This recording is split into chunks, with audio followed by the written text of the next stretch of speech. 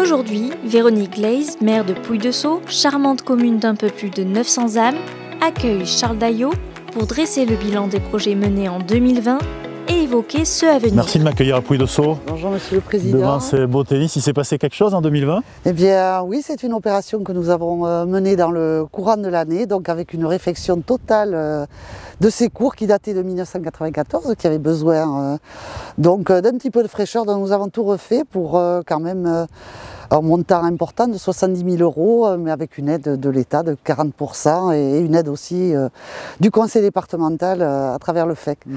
C'est un équipement absolument indispensable puisque nous avons un gros club de tennis avec 80 licenciés dont une cinquantaine de jeunes, une école de tennis avec un moniteur salarié du club.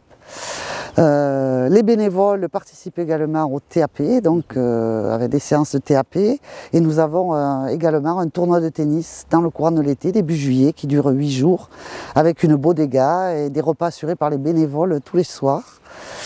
Donc voilà, bel équipement qui sera complètement fini au mois d'avril avec la peinture de ces cours qui n'est pas encore faite en raison de l'humidité. Voilà donc le projet 2000 verts que nous avons mis sur pied. Et maintenant, on va aller découvrir un projet qui est en lien avec l'agglomération, puisque c'est le Centre de biodiversité Jean Rostand qui a ouvert le 17 juillet 2020 et nous allons nous rendre sur place. Bon, on y va. Donc ici, on est sur le Centre de biodiversité Jean Rostand. Je me souviens petit être venu avec l'école, mais je crois que cet espace, vous y êtes attaché et il a beaucoup évolué. Et il va évoluer, j'ai l'impression. C'est ça, tout à fait. Ici, on est sur l'ancien centre Jean Rostand qui existe depuis 1981, que beaucoup de Landais, bien entendu, et hors département connaissent, puisqu'on a reçu beaucoup de scolaires, des milliers de scolaires pendant quasiment 40 ans. Et puis pour des raisons diverses, effectivement, ce centre était en hibernation, on peut dire, depuis 3-4 ans. Et donc nous avons passé un bail amphithéotique avec l'association des Amis de Jean Rostand, qui est toujours d'actualité, qui gère ce site avec un directeur qui est Monsieur Pierre Doué, qui est un photographe animalier.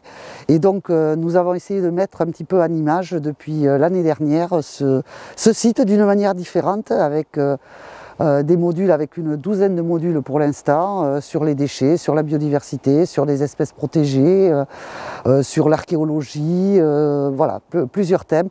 Et bien entendu, je remercie l'agglomération de Mont-de-Marsan qui participe également financièrement à hauteur de 50 000 € sur 3 ans pour nous aider à monter ce projet qui sera tiroir, puisque l'aboutissement de ce projet, ça sera dans 4-5 ans. Quand nous aurons, voilà, au fur et à mesure que nous aurons des moyens pour animer ce site.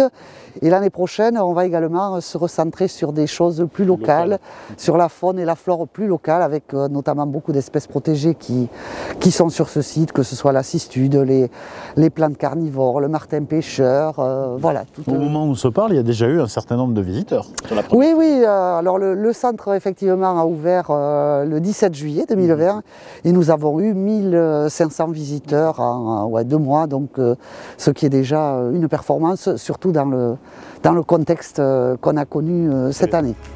Soutenir une vie associative effervescente et valoriser un site naturel aussi précieux que celui du centre Jean Rostand, voilà 2 beaux objectifs pour l'année 2021.